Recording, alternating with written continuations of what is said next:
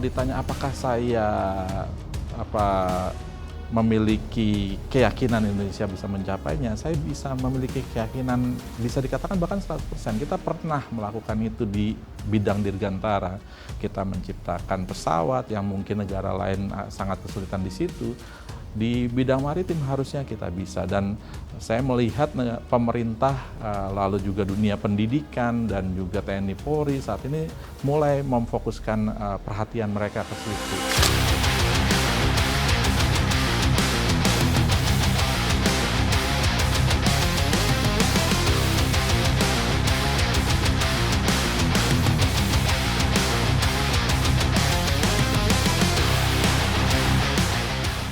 Dislit Bangal merupakan satuan kerja sebagai badan pelaksana pusat Mabesal yang berkedudukan dan berada di bawah Kepala Staf Angkatan Laut. Di dalam program Bapak Presiden Prabowo yang disebut Astacita itu, kita Dislit Bangal mendukung kebijakan tersebut dan sejalan. Kenapa? Karena di dalam Astacita itu kita juga harus membangun sumber daya manusia yang unggul. Di dalam kegiatan dan tugas pokok kita sebagai penjaga kedaulatan negara di bidang matra laut, Dislit Bangal mengembangkan inovasi-inovasi penelitian yang disesuaikan dengan Astacita tersebut.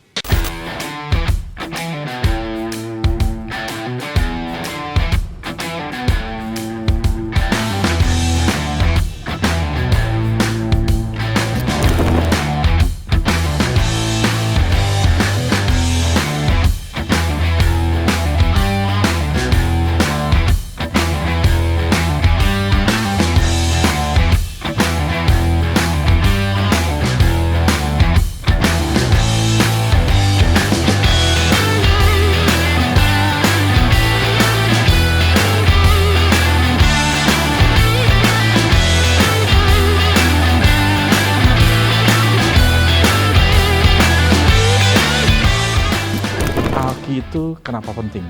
Karena kita memang diminta oleh seluruh dunia untuk bisa menyediakan jalur yang appropriate bagi mereka ketika kita diberikan 5,8 juta kilometer persegi lautan. Jadi ketika kita diberikan reward itu, 2/3 wilayah kita dapatkan, Indonesia menjadi negara maritim, maka kita dituntut memberikan alur laut Kepulauan Indonesia. Nah, ketika kita diberikan itu, otomatis kita harus bisa menjaganya, mengawalnya. Ketika negara-negara asing begitu percaya dengan keamanan Indonesia, dengan membiarkan 40% perdagangan dunia melalui Indonesia, tentu ada kewajiban kita juga untuk bisa meyakinkan mereka kita bisa menjaga nih wilayah NKRI itu sendiri.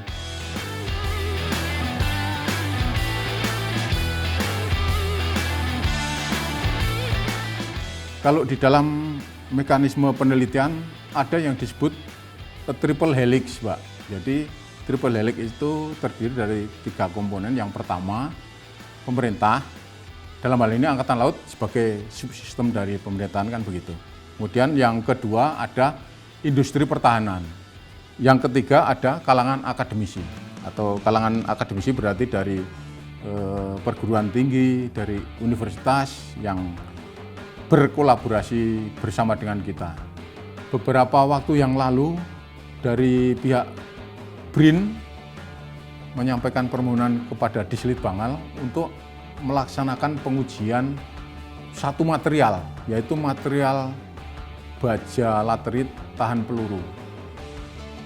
Bahan ini dikirimkan ke Dislit Bangal, kemudian dari Dislit Bangal, dalam hal ini adalah Laboratorium Induk Senjata yang berada di Madura, sesuai bidangnya dia yang melaksanakan pengujian balistik.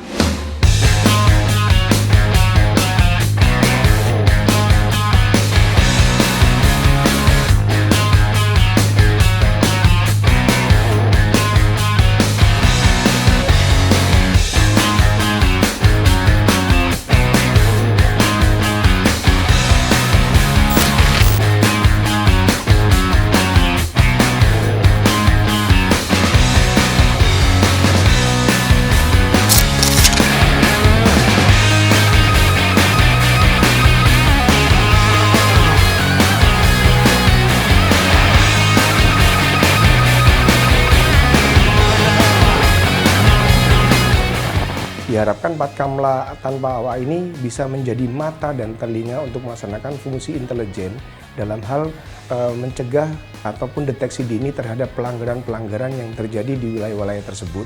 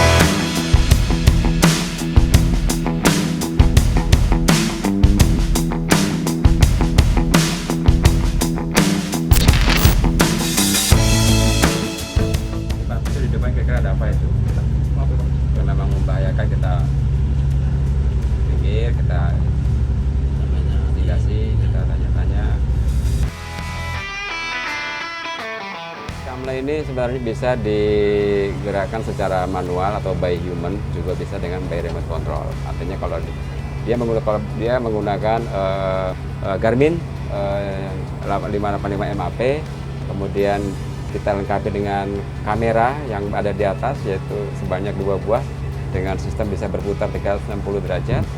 Kemudian selain itu juga Patkamla ini bisa digerakkan secara otomatis dengan menggunakan remote control, yang mana GPS-nya atau ground power station berada di home base atau di pangkalan.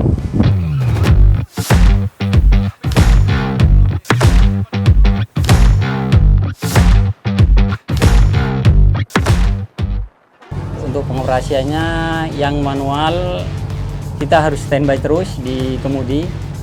Untuk yang tanpa awak kita hanya standby di remote-nya saja. Terus kita cek untuk pesawat-pesawat seperti kemudi, seperti ini kompas magnet, ini radio untuk komunikasi dengan kapal-kapal di luar. Terus ini Garmin untuk map, untuk di sana untuk penunjukan RPM, dan di sini juga ada penunjukan untuk kecepatan.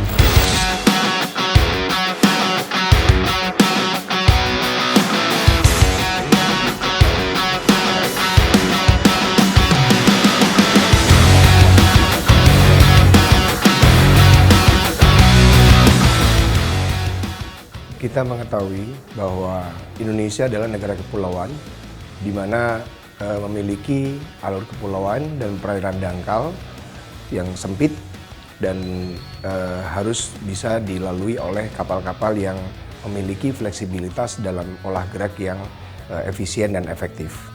Nah, kemudian beranjak dari hal tersebut, maka dari Dislit Bangal berkolaborasi dengan industri pertahanan dalam negeri untuk bisa memberikan suatu hasil penemuan teknologi terkait dengan Patkamla tanpa awak.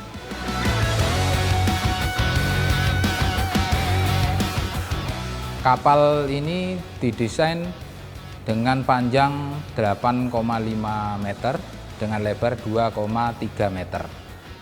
Bodi kapal itu sendiri, di mana bodi kapal itu sendiri dibikin dengan bahan aluminium. Jadi berbeda dengan Patkamla yang sudah ada, yang diawai mungkin mayoritas menggunakan bahan fiber ataupun rubber. Kita akan mengecek secara konstruksi bagian-bagian kapal tersebut dari sisi kekuatan, stabilitas, kemudian dari sisi kelengkapan pun itu juga kita cek kelengkapan peralatannya sebagaimana yang disyaratkan itu menjadi sebuah kapal. Seperti contoh harus ada radarnya, mungkin harus ada radio komunikasinya, dan lain sebagainya. Kemudian aspek yang kedua adalah aspek kemampuan, di mana di sini kita akan menguji kemampuan dari kapal itu sendiri.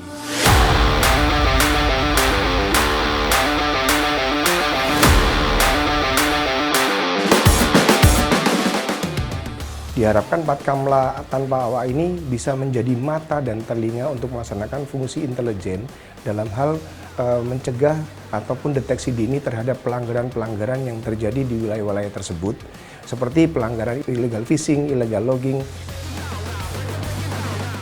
Tingkat keberhasilan bahwa kita bisa melaksanakan sebuah penelitian dan pengembangan, termasuk kita bisa melaksanakan kolaborasi baik dengan dunia pendidikan, dalam hal ini universitas, maupun dengan stakeholder yang ada, untuk bisa menciptakan sebuah peralatan ataupun alutsista yang lebih mandiri, dalam hal ini bisa melibatkan industri pertahanan dalam negeri.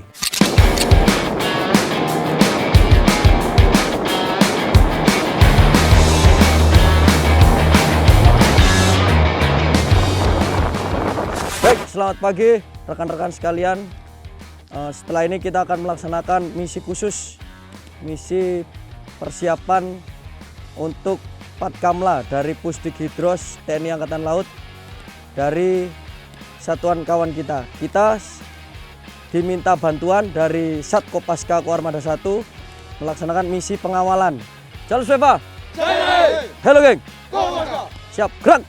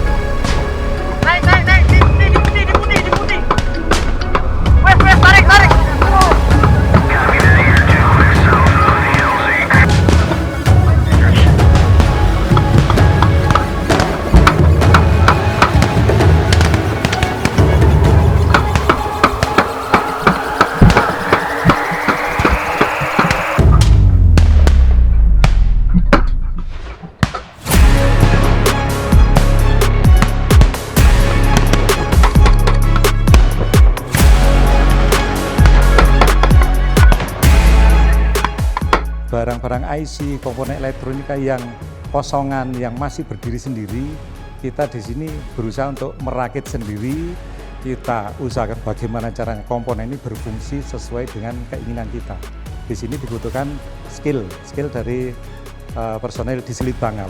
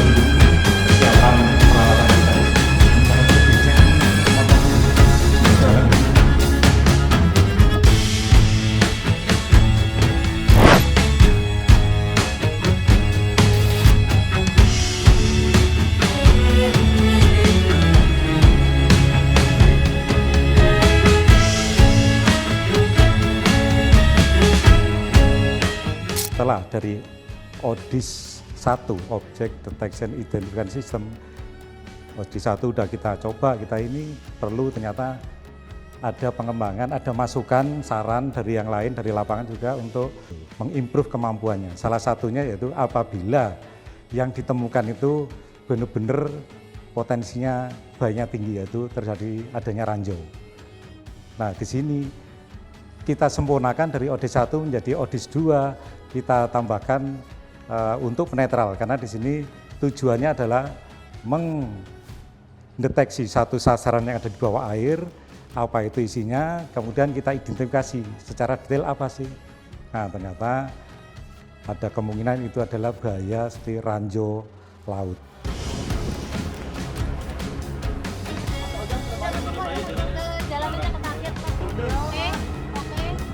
Oh, turun.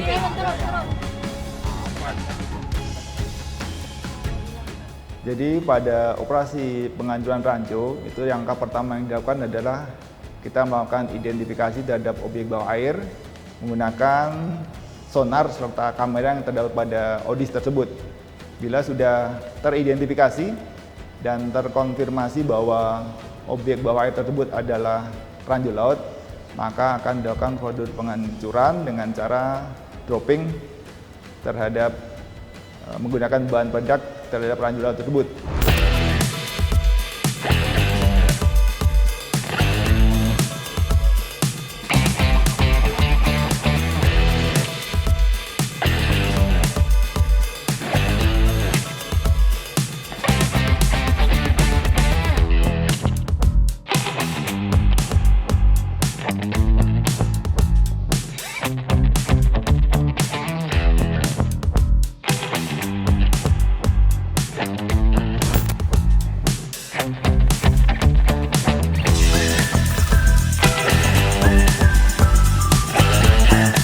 Barang-barang IC, komponen elektronika yang kosongan, yang masih berdiri sendiri, kita di sini berusaha untuk merakit sendiri. Kita usahakan bagaimana caranya komponen ini berfungsi sesuai dengan keinginan kita. Di sini dibutuhkan skill dari personel di Selit Bangal. Jadi tidak hanya kita beli, jadi kita pakai, tapi kita beli ibaratnya bahan dasar yang kita belum mampu, kayak komponen pasti juga kita belum mampu, kita mengandalkan dari luar. Nah, komponen itu kita rakit, kita isi, kita kasih program sesuai keinginan kita.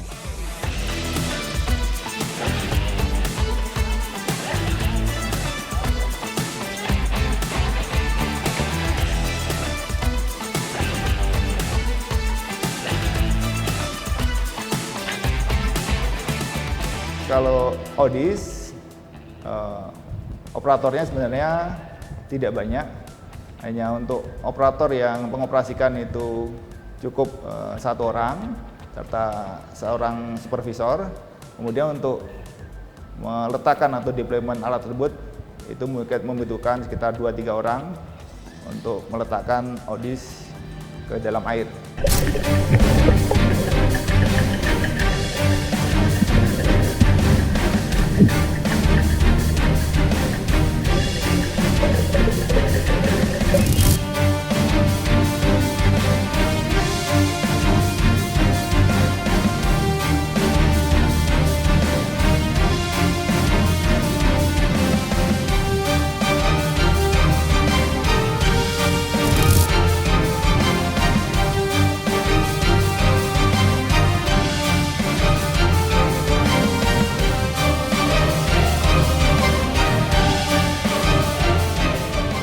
Teknologi untuk sensor bawah air, sonar, apa itu pun sampai sekarang belum ada yang 100% bagus seperti sensor deteksi untuk atas air.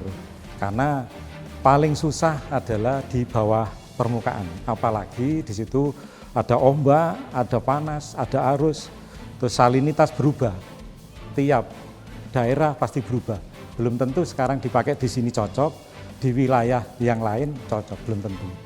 Tapi intinya kita sudah bisa ya berkontribusi menunjukkan ini loh, kita mampu, kita bisa menunjukkan, membantu, mendukung ketahanan untuk sistem pertahanan di bawah permukaan laut.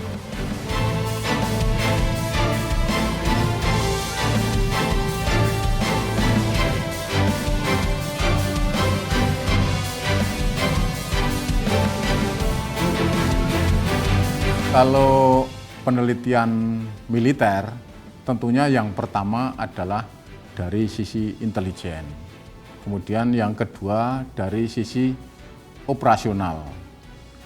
Dari sisi intelijen dan juga operasional itu nanti pada akhirnya yang krusial dari peneliti militer adalah aspek kerahasiaan, Mbak.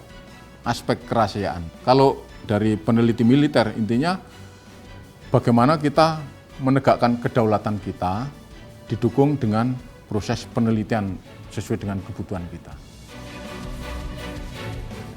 Cukup menarik ketika sebagian masyarakat umum mungkin bertanya, apakah di militer atau di TNI itu juga ada peneliti seperti halnya di lembaga-lembaga riset yang lainnya? Tentunya kami jawab di sini, di lembaga militer pun, di institusi militer pun juga ada institusi peneliti. Contoh di TNI Angkatan Laut ini ada di Selit Bangal.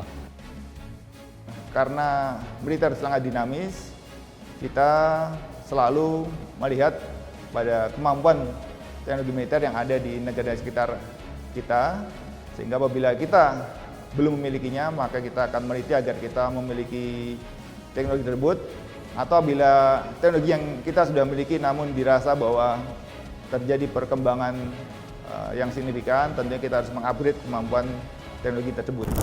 Outputnya daripada peneliti militer adalah tentunya diharapkan kita bisa memberikan masukan kepada pimpinan terkait kemajuan-kemajuan ataupun hal-hal yang bisa menjadi keunggulan dalam bidang militer.